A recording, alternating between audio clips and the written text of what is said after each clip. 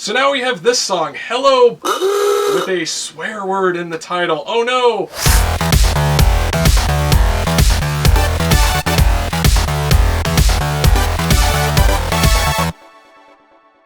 Hey everybody, how's it going? I've got a brand new music video review coming at you today, and this one is going to be for CL's new track. And because her publishing company manually and incorrectly flagged my Dr. Pepper video for supposedly containing some of their audiovisual content, which it absolutely did not because I remade the song completely from scratch as a parody, to avoid any of those issues with them trying to claim my video or shut down my opinion, this video is not going to contain any of their audiovisual content of her new song. And on top of that, I'm an adult, I've heard swear words before, I've heard all of these concepts in her song being talked about before. They don't upset me, they don't offend me, it's no big deal, but we do have some kids and younger viewers watching this channel, and if I play this type of thing here, it is kind of like me endorsing it in a very small way, and this is generally not the message that I would like to promote as a music lover. So, because of all of those things, we're just going to talk about the song. I'm going to give you guys my thoughts and review and kind of open it up for discussion, so hopefully we can get a lot of that. So let's go ahead and get into it. So first of all, let's talk about the musical makeup of this song. I'm happy to say that this song does have a bit more like musical interest, and I think it was a bit more thought out than, say, Dr. Pepper, but not by a huge amount. The song is actually still very, very simple. It essentially consists of two repeated sections, like an A and a B section, and they basically go back and forth and play throughout the entire song. And there is like a third section, which is the bridge, which is a little bit different, but still very, very similar to the A and B sections. And the A section of the song, which is like what's playing during the intro and throughout a lot of the verses and most of the song, sounds to me like it's in the F dominant scale, which is basically an F major scale with a flatted seventh. So kind of the tonality of that you will get is this. That's the basic tonality of the A section of this song. And then the B section of the song, which is basically what you're hearing in the chorus, where it sounds a little more tense and everything, sounds to me like it moves to an F Phrygian mode. And the basic tonality that you're getting within the song from that is just the 1 and the 2 note, which is... and it kind of goes back and forth between those two things.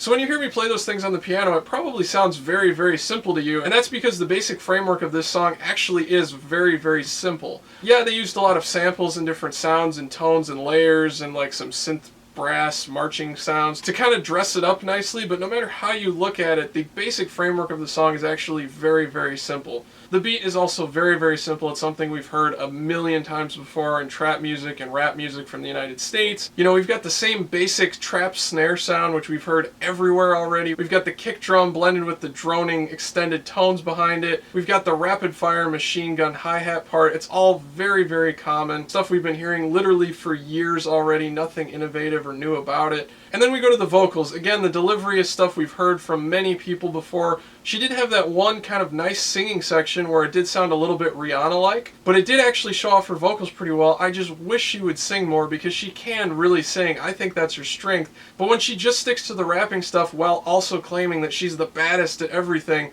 she's clearly not the best rapper around, especially if she's trying to cross over to the American market. You know, I can think of quite a few rappers in the United States who are already way ahead of her on their rapping skills. So for her to really try to make that her main thing and brag about it as if she's already the best, I don't know how well that's going to go over when people hear her and immediately compare her to other people who are better that she sounds like. But on the other hand, if she did some of the rapping but also did a lot more of the singing as well, that could be kind of her thing, and I think she could really excel at that. And her singing might actually be a way to set herself apart, being a singer who does a little bit of rapping, rather than just trying to being a rapper when there's already other people out there who can beat her at that game. So now let's talk about the lyrics, the message, and the overall marketing behind this entire song. Something that a lot of people comment on rap videos that I review, and it's usually followed by some sort of personal attack, is that, oh, the music doesn't matter, it's only about the message and the delivery. Well, I understand that. I listen to a lot of rap music, but I think the music does absolutely matter because it's still a song and all of those things tie in together.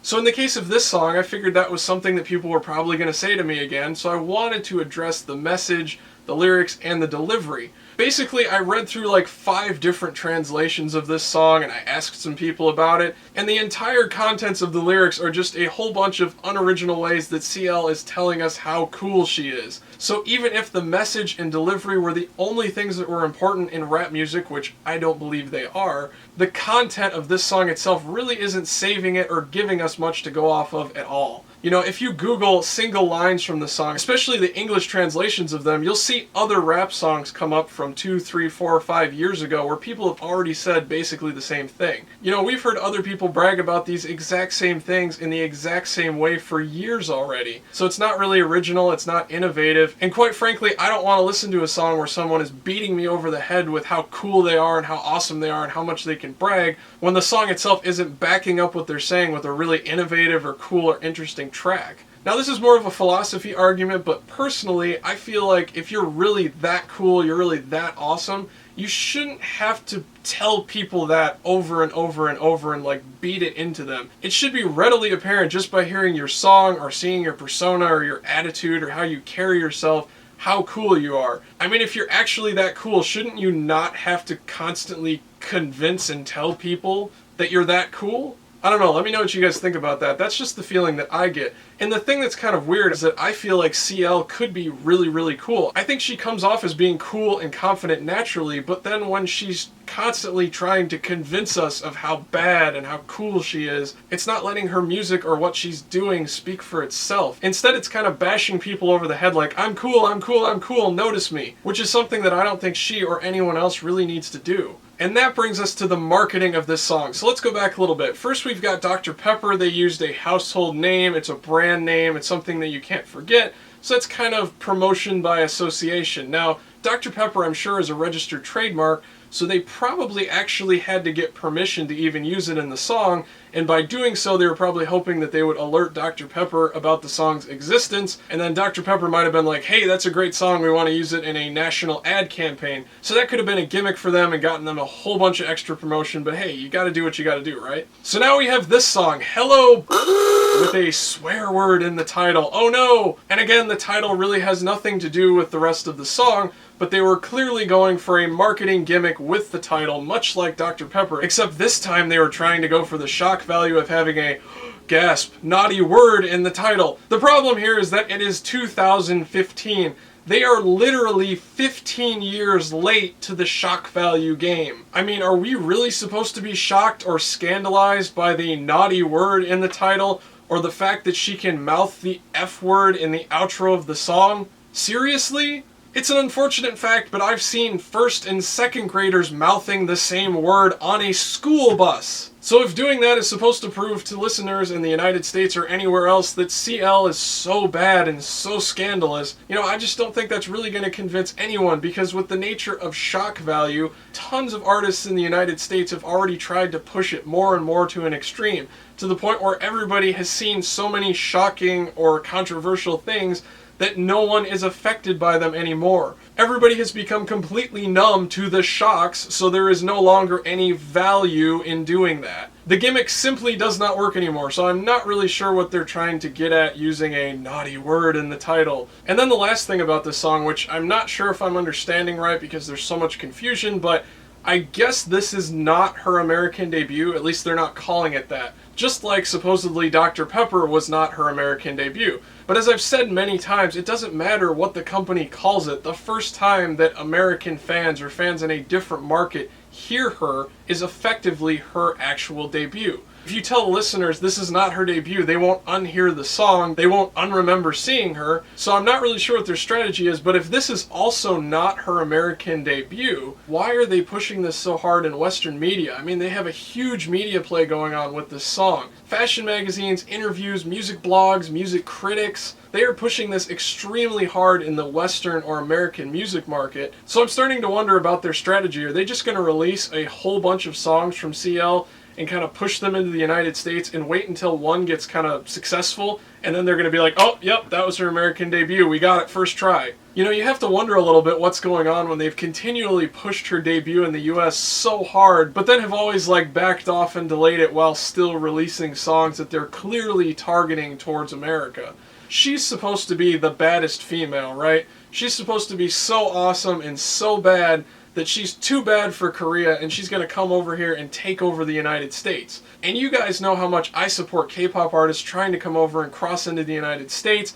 I would love it if American music was infused with or influenced by K-pop, if some K-pop artists could cross over here, maybe even into the mainstream. This entire vlog channel, the MRJKPOP vlog, one of the main reasons I even do it in the first place is because I wanted to help introduce K-pop artists that I was listening to other people and my friends in the United States. I'm constantly working on projects to help bring K-pop artists closer to American fans. So you guys know that I support the idea of a K-pop artist coming over to the United States. CL has a huge opportunity here. She could be the absolute face of K-pop in the United States. Yes, everybody knows what Gangnam Style was, but Psy is definitely not a mainstream K-pop artist. He's an older, much more established artist, and although I really like his music, it just doesn't demonstrate most of what's going on currently in K-pop. You know, he's a solo artist, he's not a group, his songs sound different, etc., etc. But CL, on the other hand, is right in the middle of what K-pop currently is, what it currently has to offer, and so she has this huge opportunity, but what she and her management seem to be doing is just pushing this baddest female image to the max. Like she's just going to come to the American music industry and absolutely take it over, which is an absolutely okay attitude to have, but I think maybe they should let the music that they're going to take over the United States with speak for itself. You know, it needs to be that good, it needs to be that amazing, rather than trying to convince everyone it's so amazing, because people are going to make up their own mind about the songs anyway. And I also think this baddest female image might be a little bit problematic when, in this music video,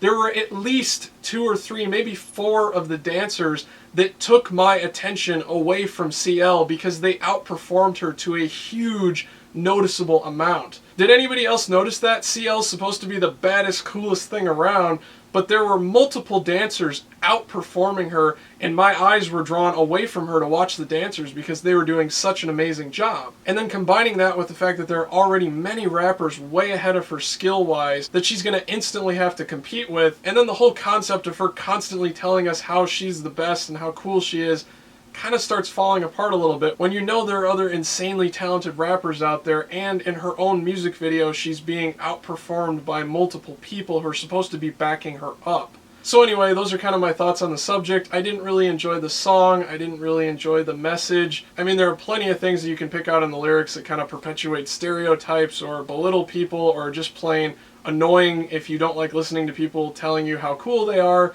You know, it depends on what you like listening to. And then lastly, I just can't really figure out like what they're trying to do musically or marketing wise, and it's just kind of confusing altogether for me. So I'll be really interested to hear what you guys think about all this. Feel free to leave me a comment. And actually, I want to do a little bit of an experiment. If you're going to leave me a negative comment on this video, please write the number 27 and then write your comment. Just write 27, then go ahead and write your comment in the text box.